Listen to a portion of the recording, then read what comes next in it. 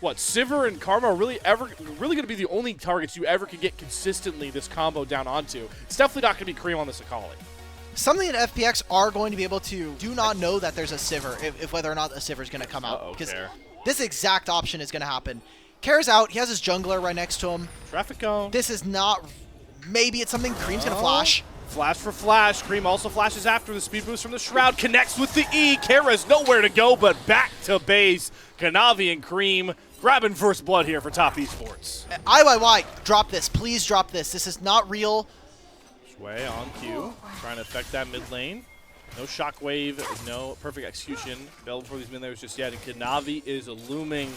Hong, they're going for the pincer move here onto the flashes Orianna, and that pillar gets its value immediately, sets up the Karma root. Cream gonna jump in with the E, push the electrocute damage through. One more auto, it's gonna be the 5-pointed strike. Cream 2-0 on his R5 Akali. Go down, and again it's IYY trying to scramble to see what he can get following Kanavi. This time he's going to go for the Shockwave combo right on top. Shumshigate's going to come across. Equalizer. Is it enough to kill off Kanavi? Yes. Kara gets the first kill, but guess who gets unleashed because you poured everything into your jungler? It's Cream. Perfectly executes onto Sheer, and now Kara served up like soft serve. 5-0 in 8 minutes for Cream's Akali. Here in game number 2.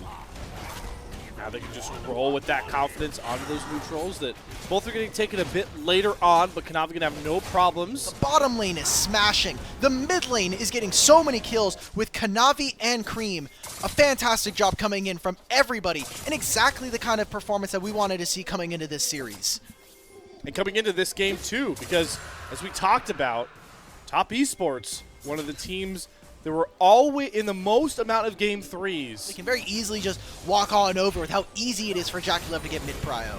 Here we go. Desperate responses here for IYY. Dway doing a great job to charm into that paranoia. Still on point with these engages, so Hong is going to drop, but that costs the big engage tool for FPX, and just to grab that support as that last grub from Kanavi drops down, and you can see all 3 lanes still pushing aggressively for top esports as they threaten plate after plate.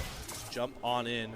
Hong, we are on a mission right now, and Kanavi gets the memo, but showed up to the meeting a bit too early. Takes a good amount of routes. Here's the TP coming across here from Cream, though. Does have that perfect execution despite no flash. IYY going to flash over the fat wall. Still going to come across from Hong, but here comes Cream. First bound perfect execution gets 1 kill. The second fadeaway nearly finds Shui as well. Now loses his teleport. He's half HP. They're going to get the first turret of the game, and top esports claim themselves the feat of strength rather handedly with how this game has gone so far. I mean, some small minor mistakes, but at this TES is... That duo will now roll in with Kanavi to go after this Rift Herald, but still got to respect that immediate all-in. The classic Orianna Wombo ball delivery system gets onto 2 here. JackeyLove has to burn his flash. Is going to get Charmin knocked up as Hong has to pay the Pied Piper with that combo. With a turn for TES, they bide their time, willing to trade their support for more gold. IYY drops off first. Shui going to be able to escape back towards his turret. Look at FPX. Look at what they're losing out on the map right now. They're moving into top side, trying to protect Sheer. Maybe they get something onto JackeyLove, but they lose access to the mid wave. We're about to watch structures turn into paper mache courtesy of TES, and what can they do off the back of that all? Go right towards that second dragon of the game with ease. Instead, it looks like they're trying to... Kanavi's just being greedy. Look, he has camps complaining about the bottom lane, but there is no proactivity coming on through. Really, the only places we have seen FPX move forward is when IYY has this paranoia. But that is a lot of pressure to have, especially when we have such high hopes for a player like Dway alongside him. And you look at the draft further, and it's like, all right, well, we have a Rumble to play for. You B1 this pick, but cards back through.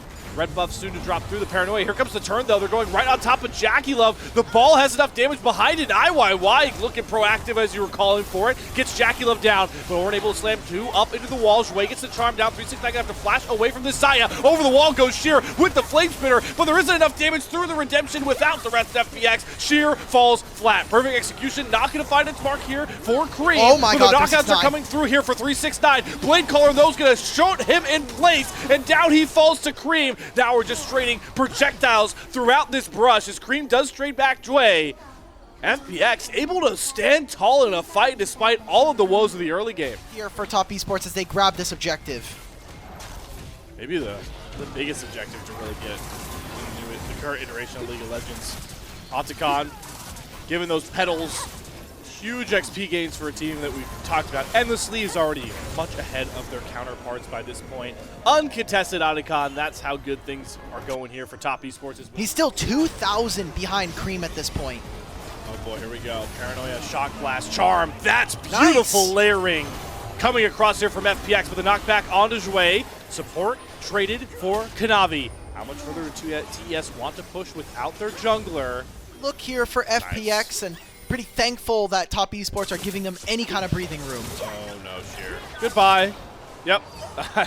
Face checking Akali this far ahead at your own demise. 9-0 for Cream. That's for TS. It's important to remember that they drafted to super scale through their top and AD combo. Dragon is here. 4,000. Do they want to make it engage? Jouet's going to try and steal it. Doesn't end up happening. Does use a smite. It's going to go over to Kanavi, which means Soul Point. But I think Cream is going to be able to finally knock this one down, and does have to be wary of the Noxard combo coming out. They're doing a pretty good job now after these last couple plays where Jackie Love's fallen. And so I like that IYY is playing with a lot of respect to the enemy team in terms of when and where he can actually go and find vision. 369 might be dead. This guy maybe isn't as tanky as I thought he was. Then Jouet! AD damage. There is Jouet flying with the charm. Shockwave combination comes across, but look at Cream going to the backline. Gets the Feather Storm immediately out of Jachi. He has to run for the hills. Care falls first. Public executed to death by Cream. Once again, it's the scary Akali rescuing the fight at the front, and now Jackie Love feels a little bit too big for his boots, trying to chase down Jachi and Jouet. Spend their gold, redeploy back onto the map, and be so incredibly powerful versus their opponents, opening up a 7,000 gold lead here. 25 minutes into this game. Vision down, as we saw. They're starting to get cleared by Top Esports. We see the teleport coming out from Jouet. This could be the last fight of the game that's going to be a meaningful turning point here. 8,000 gold ahead with a Soul Point in their back pocket. Let's see if FPX can mount the impossible comeback with Cream on a flank. Out with Paranoia. Good interrupt for Jouet, so you don't get the Orin Horn as Cream does fly in, but he does audaciously on his own. Has to use the perfect execution. Back out. Shit, you got the dragon down low and it's secured by Kanavi. Ocean Soul picked up, and Cream doesn't need to bring it home this time because it's Exodia Sivir behind this tanky Orin Karma shield up squad. There's nowhere for FPX to hide as the triple kill immediately comes across here. Kanavi gonna pick up the Quadra. Kanavi's Trundle gets the pentakill. Cherry on top. 2-0 sweep for TES. Exactly what TES fans were hoping for, knowing that split 3 just matters so much, not just for the org, but like we mentioned earlier, for this iteration of the roster. Free Baron, now he has an Ocean Soul, and he is going to be literally ripping across. We see now Top Esports making the final push into the base with Baron on their backs. Thought that might just be the formulaic march down, but to set up the 4-1, maybe this final push commencing underway.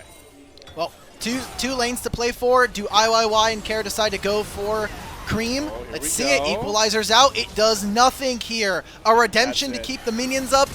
Maybe they could go for Cream, but he's styling.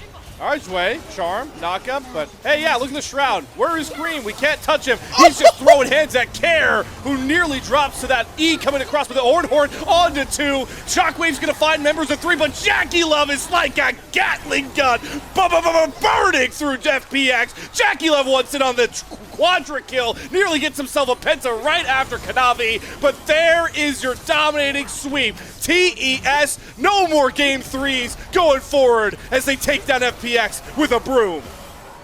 Hell yeah, that's my sweep right there.